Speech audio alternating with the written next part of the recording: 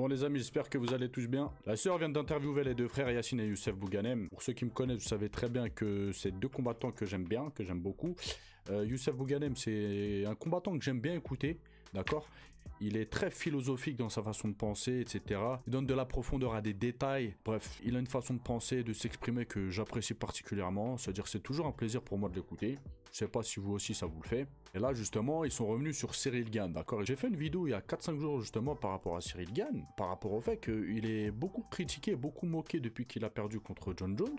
Alors que, voilà, les gens, ils ont la critique facile. Et ce que Ciryl Gane a fait, il y en a très peu qui l'ont fait.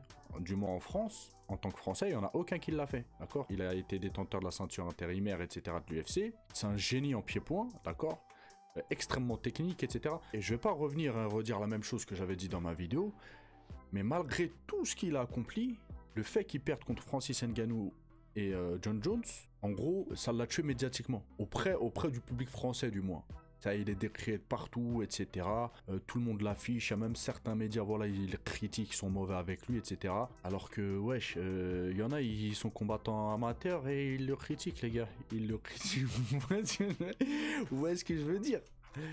Est-ce que vous voyez ce que je veux dire? Après, bien évidemment, même quelqu'un qui fait pas de sport de combat, il a le droit de critiquer qui il veut. D'accord, mais il y a critiquer et critiquer. Et la Ciryl, c'est plus des critiques qu'il subit, c'est de la part de certains, c'est de l'harcèlement carrément. Ok, donc j'étais revenu sur ça, etc. J'avais fait une vidéo en disant ce que j'en pense.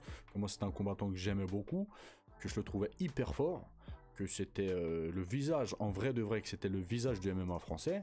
Et que malgré ses deux défaites contre Jon Jones et Francis Ngannou, il a perdu contre les deux mecs les plus effrayants qu'on connaisse dans les sports de combat. À l'heure actuelle, hein. Donc c'était pas une honte, hein. Même si c'est fait, il a mangé une guillotine très rapidement, en quelques secondes de par Jon Jones, c'était pas une honte, en vrai. Ok? Et j'avais dit, etc., qu'il devait être stressé, qu'il avait mal géré son combat, et que sa défaite-là, elle n'était pas représentative de son niveau. De toute façon, on le sait, hein, il a fait beaucoup mieux durant sa carrière. Justement, les deux frères reviennent sur ça, et ils mettent les points sur les... Surtout Youssef, les gars. Et je lui donne totalement raison, les gars. Il y en a marre des conneries. Allez, je vous laisse écouter la vidéo. Le Ciryl? Ses déplacements, oui. Ouais. Il a une bonne défense. Ouais. Tu aurais juste rajouter un peu plus de parfum avec et des high kicks, et la salade, elle serait faite.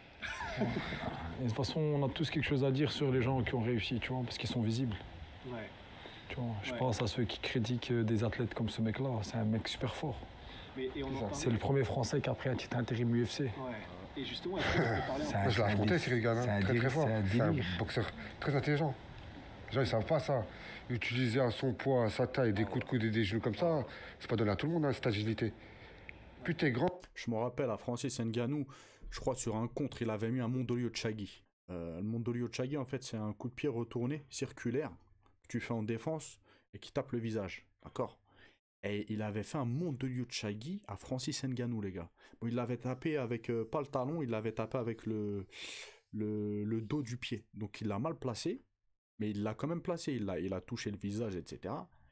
Et les gars, pour un poids lourd, c'est acrobatique de faire ça. Il y a très peu de poids lourds. C'est simple. Ramenez-moi 10 poids lourds que vous connaissez qui sont capables de faire des choses comme ça. Surtout en MMA. Surtout en MMA, la famille. Vas-y, je vous attends. Même 5 poids lourds. Vas-y, j'ai dit 10, je suis... Vas-y, 5 poids lourds.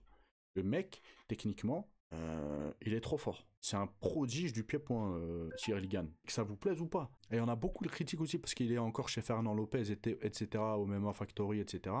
Il le critique par rapport à ça. Et par rapport à ça, par rapport à cette haine, eh ben, ils remettent en cause son talent, etc. Ça, c'est des gamineries, les gars. C'est des gamineries, d'accord?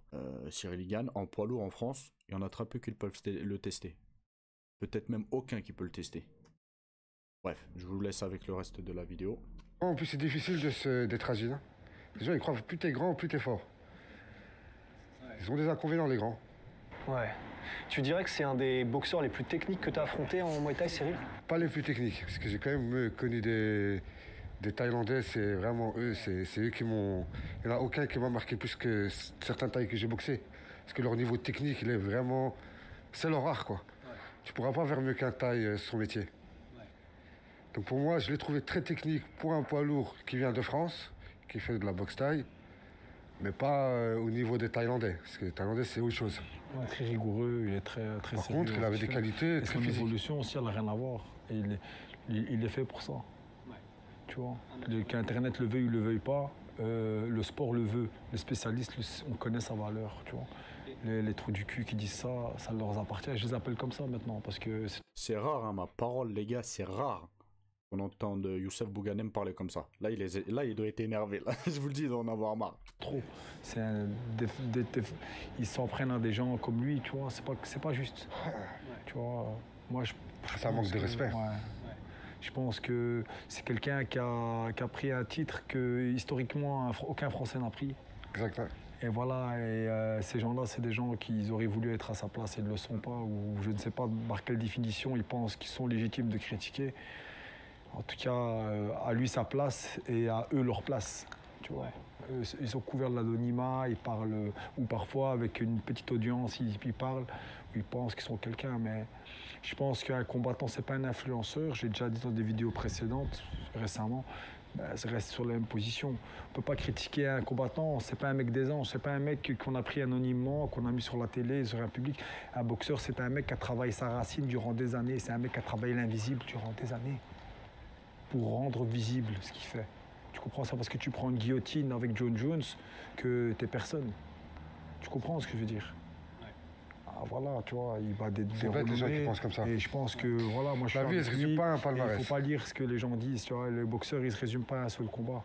Mactazen a des défaites, Mohamed Ali a des défaites, j'ai des défaites, tout le monde a des défaites.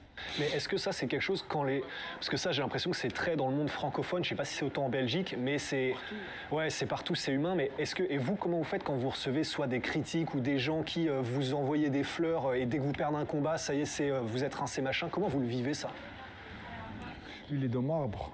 Ouais, comme j'ai tout perdu, la vie des gens, je m'en fous. Ouais, lui, il estime qu'on a déjà commencé notre vie avec des cartes en moins. Tu vois, donc la vie des gens, je m'en fous. Changer ma vie, tu vois.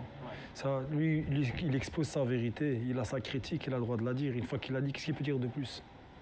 C'est comme il pense. Voilà, il dit ce qu'il pense et si ça lui plaît, tu vois. Bon les gars, je vais pas mettre plus du reportage. Allez voir, il dure 51 minutes. Franchement, c'est l'un des meilleurs reportages de la sueur que j'ai vu. Sans abuser, hein, puisque c'est, voilà, les intervenants, ils sont, voilà, Youssef Bouganem et Yacine, je les aime bien, regardez ce qu'ils disent, les gars. C'est plein de vérité. Et ils sont pas hypocrites, ils disent ce qu'ils pensent, d'accord? Le problème maintenant, c'est que dans beaucoup d'interviews, que ce soit les journalistes, etc., on va être dans le politiquement correct. C'est-à-dire, les gens, ils disent plus forcément ce qu'ils pensent. Et ça, c'est dommage. Et avec eux, les gars, voilà, voilà. Pour moi, après, peut-être que, voilà, des fois, ils disent pas le fond de leur pensée, tu vois. Mais j'ai l'impression qu'ils sont sincères et qu'ils disent ce qu'ils pensent. Donc les gars, je vous invite à aller voir le reportage de la sueur. Comme j'ai dit, il dure 51 minutes. J'ai mis un petit extrait histoire de vous mettre l'eau à la bouche. Allez-y, hein, sans plus attendre. En tout cas, n'hésitez pas à lâcher un maximum de likes, de commentaires. Je vous dis à la prochaine vidéo les amis. Passez une bonne journée. Ciao, ciao.